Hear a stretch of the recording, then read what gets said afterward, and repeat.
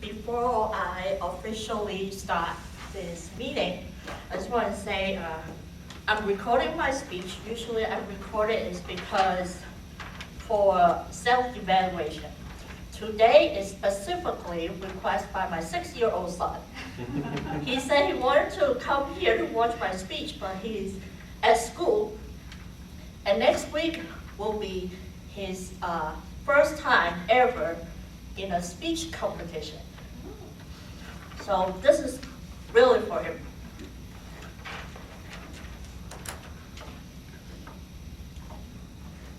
Good afternoon, Madam Toastmaster, electric toasters, and guests. My speech title today is The Moments of Parenthood. Remember when you were a kid, you wonder why your parents would ask you to do this, do that, not this, not that. It was very frustrating and sometimes annoying.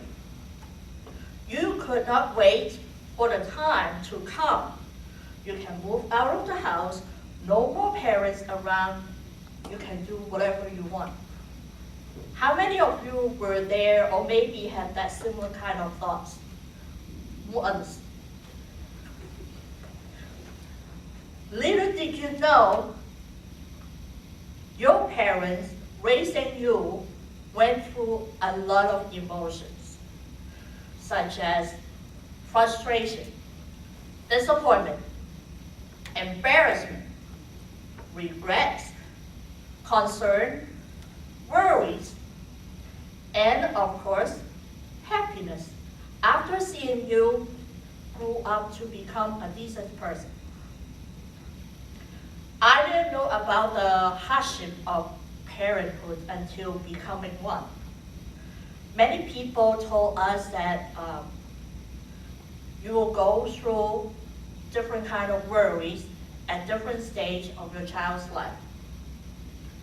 Sometimes you just want to pull your hair out.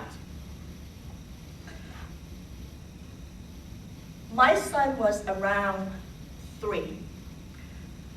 He started to like hot dogs. He fell in love with hot dogs pretty late compared to many children out there. So one night we had hot dogs for dinner, and as usual, I cut it up into bite size for him so he would not choke on it. He walked over, he said, "Smoothie, no!" Napoleon, Mommy don't have a smoothie. I only have hot dogs for dinner. No smoothie! Put it back together! Smoothie! Napoleon, I told you I don't have smoothie. I don't know where to get your smoothie. Just sit down and eat. Smoothie! Put it back together! Smoothie! Huh? You mean cut it in this way? Yes, smoothie! Well, I cut it already. I can put them back together. Just sit down and eat. This time, I will cut your smoothie. So rule number 1, try to understand the mindset of your child. Otherwise, you can't communicate with each other. Next time when I saw him, have a piece of hot dog in front of him, he told me smoothie, I know that I need to cut the hot dog lengthwise.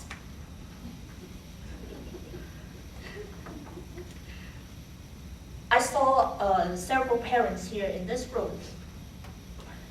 When your child is at school and not seeing him or her for a long period of time during the day, you would be interested to find out what he or she did, what happened at school, right?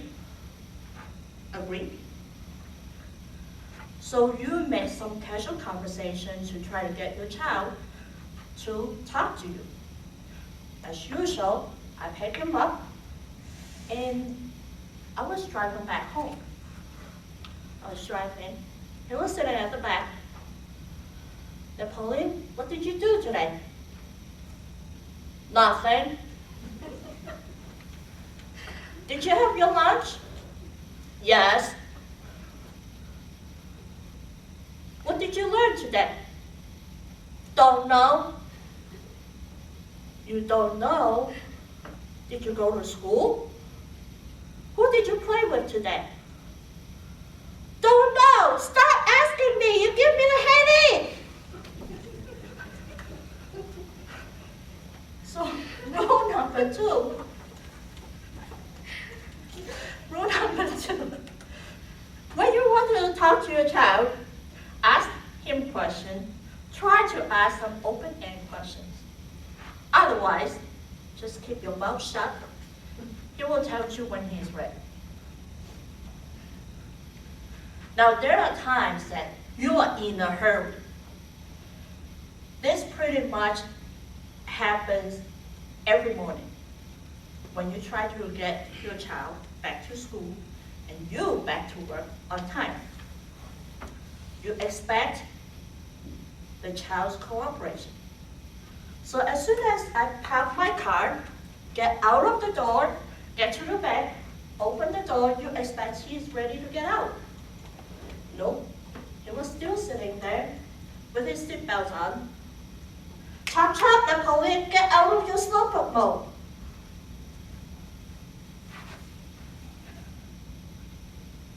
I'm slow. I'm a first grader. I'm too big to move fast.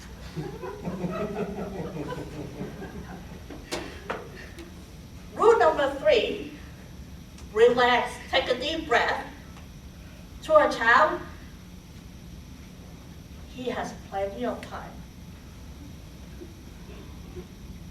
I tried to teach my son piano the last couple of years, but it was a failure. So as soon as the new year started, I signed him a piano lesson. I made sure he practiced. So one night, we went through the same thing. I was sitting next to him, playing the piano. Napoleon, that one should be 1, 2, 3, 4. Stop it! You're interrupting me. I tried to explain to you what you just did wrong. Stop it! You asked me to do this, do that, and you kept interrupting me.